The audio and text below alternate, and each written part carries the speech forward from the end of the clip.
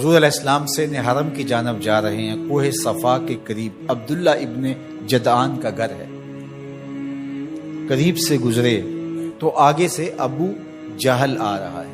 حضور علیہ السلام کو جب اس نے دیکھا تو بدتمیزی شروع کر دی. وہ الجھتا چلا جا رہا ہے حتیٰ کہ اس نے ایک نوکیلا پتھر پکڑ کے حضور کو زخمی کر دیا اور آقا کے نازک بدن سے خون بہنے لگا. حکم جہاد نہیں آیا، اللہ کی مشیت ہے.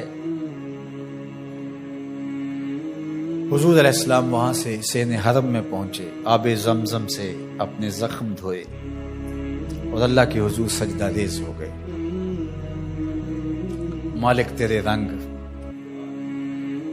یاری تیری سونا پر ازمیشاں تیریاں اگ، سونا پرکھیا جامدہ ہے نال اگاں دے لگ. حضور کے چچا حمزہ بن عبد المطلب ابھی اسلام نہیں لائے تھے، شکار کرنے گئے ہوئے تھے. یہ جب شکار کر کے آتے تو بڑے اطراء کے چل رہے ہوتے. تو دو لونڈیاں آپس میں بات کر رہی تھی کہ اگر اس کو پتا ہوتا نا کہ اس کے بھتیجے کے ساتھ آج عمر بن حشام نے کیا سلوک کیا ہے تو آج اس کی یہ چال نہ ہوتی. تو حمزہ بن عبد المطلب کے کان میں یہ بات پڑ گئی. اللہ اکبر، رک گئے. وہ جو فاخرانہ چال تھی تبدیل ہو گئی. تجسس سے پوچھتے ہیں کیا ہوا، انہوں نے ساری کہانی سنائی.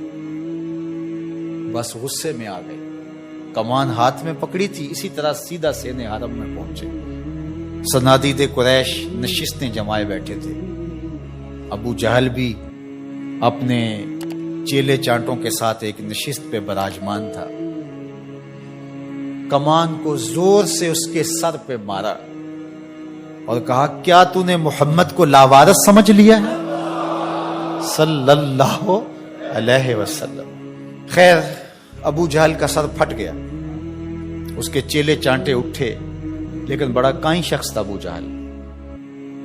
اس نے کہا کہ یہ اس وقت تو تنہا ہے، لیکن اگر سلسلہ چھڑ گیا تو بنو ہاشم بھی آ جائیں گے اور میں نے بہت سری زیادتی کی ہے.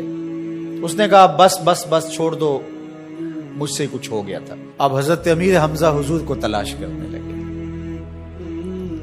اور حضور سین حرم میں سر جھکائے سجدہ ریز تھے اور یہ جا کے پاس کھڑے ہو گئے. یا ابن اخی، اے میرے بھائی کے بیٹے. حضور نے سر نہیں اٹھایا. پھر انہوں نے کہا یا ابن اخی، اے میرے بھائی کے بیٹے. حضور پھر سجدے میں سر رکھ کے رو رہے ہیں. پھر انہیں تیسری مرتبہ کہا یا ابن اخی، اے میرے بھائی کے بیٹے. حضور سجدہ ریز ہے. میاں صاحب فرماتے ہیں اسی کسے دے کچھ نہیں لگ دے تے نہ کوئی ساڈا دردی.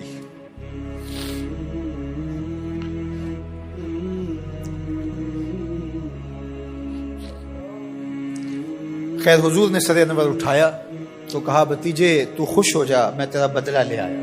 حضور نے بڑی بے نیازی سے کہا کہ چچا مجھے کوئی خوشی نہیں ہوئی. کہا میں اتنے بڑے سورما کا سر پھاڑ آیا ہوں. کہا مجھے کوئی خوشی نہیں ہوئی.